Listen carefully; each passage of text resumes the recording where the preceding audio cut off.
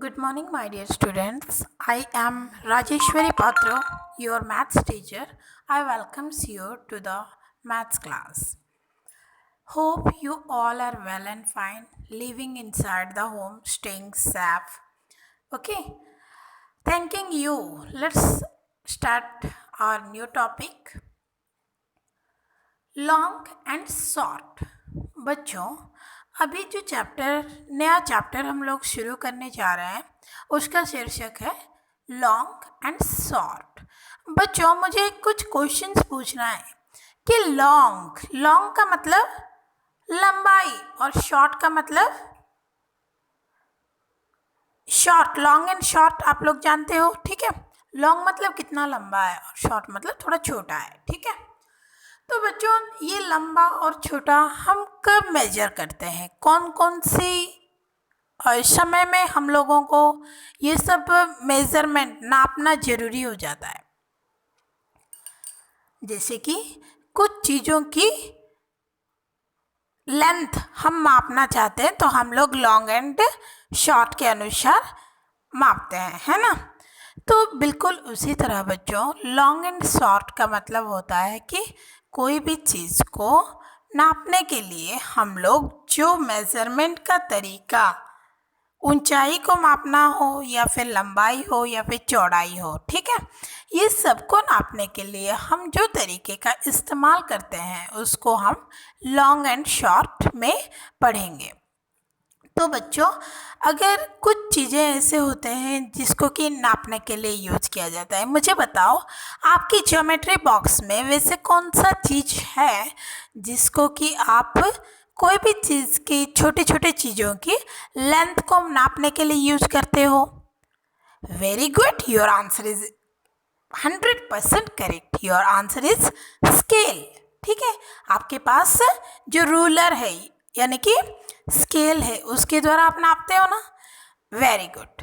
बच्चों, आपको ना अपने कॉपी में स्केल का एक ड्राइंग करके दिखाना होगा मुझे, ठीक है। जरा मुझे बता सकते हो कि आपके स्केल की लंबाई कितना है। Very good, it's 15 centimetre. तो नापने के लिए भी कुछ अलग अलग तरीके हैं, जैसे कि कुछ स्टैंडर्ड फॉर्म्स होते हैं, सेंटीमीटर्स, मिलीमीटर्स, किलोमीटर्स, मीटर्स, ठीक है। ये सबको स्टैंडर्ड कहा जाएगा, स्टैंडर्ड यूनिट ऑफ मेजरमेंट कहा जाएगा। बिल्कुल उसी तरह कुछ और नॉन स्टैंडर्ड मीन्स के द्वारा भी हम नाप सकते हैं। जैसे कि आपके बुजुर्ग जो होते हैं वे अगर बोलेंगे कि आप पूछोगे दादाजी ये कितना लंबा होगा, तो वो बोलेंगे कि आपको ये 2 हाथ की लंबा होगा या फिर 4 उंगली की लंबा होगा, ये 4 उंगली 5 उंगली, या फिर 1 गज की दूरी होगी, ठीक है। ये गज क्या होता है, ये उंगली के द्वारा कैसे नापते हैं वे लोग। और ये जो 2 हाथ की दूरी होगी, ठीक है, ये सब जो ये लोग बोलते हैं तो ये क्या है वाकई, ये होता है नॉन स्टैंडर्ड। जैसे कि आजकल हम लोग स्टैंडर्ड यूनिट ऑफ मेजरमेंट का प्रयोग करते हैं, लेकिन एक जमाना ऐसे हुआ करता था, दादाजी लोग तो स्कूल नहीं गए होंगे, वे लोग इसी के द्वारा उंगली, हाथ, इतना गज, ये सब के द्वारा अपना नापने का काम संभालते थे। तो बच्चों, ये चैप्टर को हम लोग आगे बढ़ाते हैं। यहाँ पे एक छोटा सा स्टोरी दिया हुआ है। आप लोगों को तो स्टोरी सुनना बहुत अच्छा लगता है। चलो, ये स्टोरी के साथ ही ये चैप्टर को हम लोग प्रारंभ करते हैं।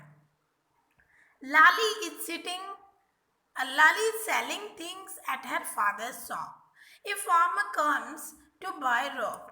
लाली आप लोगों के जैसे एक छोटी बच्ची थी, लेकिन वो अपने पापा को उनके दुकान में भी मदद किया करती थी।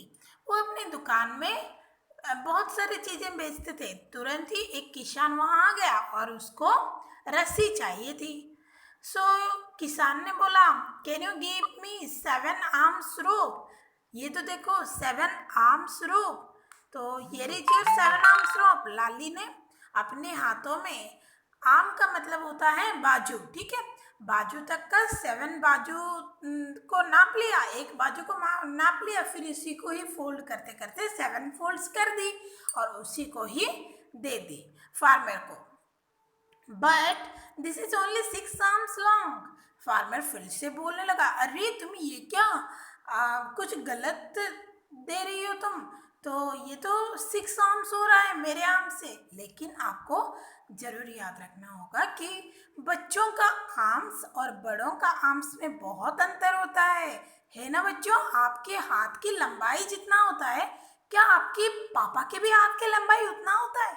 नहीं, आपके पापा के हाथों का लंबाई भी बड़ा है। तो इसी के चलते लाली ने जिसको 7 आर्म्स नापा था, किसान ने उसको 6 आर्म्स बोल दिया। तो यहाँ पे डिफरेंसेस मिल गया ना बच्चों। तो इसीलिए इसी को, ये जो आर्म्स का फॉर्मूला है, ये सब नॉन स्टैंडर्ड होता है। Non standard unit of measurement, नापने का एक नॉन स्टैंडर्ड तरीका है, ठीक है। तो आप लोगों को ये समझना है बच्चों कि ये जो नॉन स्टैंडर्ड के द्वारा हम किसी भी चीज को सही ढंग से नाप नहीं सकते हैं। फिर लाली क्या सोच रही है देखो, why don't you measure your arm with this rope and take 7 times of that length? फिर लाली बोलने लगी कि आप अपने हाथों से ही इसको 7 टाइम्स मेजर कर लो और इसको 7 आर्म्स आपको चाहिए ना रोप, तो ले लो, ठीक है। So the farmer measures his arms with the rope and Lali gives him 7 times that much. फिर क्या क्या, वो किसान अपने हाथों में रस्सी लिया, उसके हाथों में एक आम नाप के दे दिया लाली को, और लाली ने उसी को ही रोलिंग कर करके 7 टाइम्स कर दी और उसको काट के दे दी। Measure your arm and your mother's arm, what is the difference? अभी आप लोगों को एक काम करना है बच्चों कि आप अपने घर में जितने सारे सदस्य रहते हैं उनके सबके हाथों की लंबाई नापना होगा। चाहे स्केल से नापो या फिर नॉन स्टैंडर्ड यूनिट्स भी आप मेजर कर सकते हो, ठीक है। तो कल ये काम आप लोग करके दोगे। आप अपने परिवार में, चाहे आपके दादाजी हो, आपकी दादी माँ हो, सब लोगों का हैंड्स का मेजरमेंट करोगे। आर्म्स तक, उंगली से लेके आर्म्स तक कितने सेंटीमीटर्स होते हैं उसको आप अपना कॉपी में टेबल बना के पहले लिखोगे, father, mother, grandfather, grandmother, brother, sister, everyone in your family, और उसका कितना लंबाई है उसको करके देना है। आशा करती हूँ कि बच्चों लॉन्ग एंड शॉर्ट का ये जो शुरू किया गया अध्याय आपको समझ में आया होगा। अगर कहीं कुछ डाउट्स है तो मुझे पूछिए। तो थैंक यू।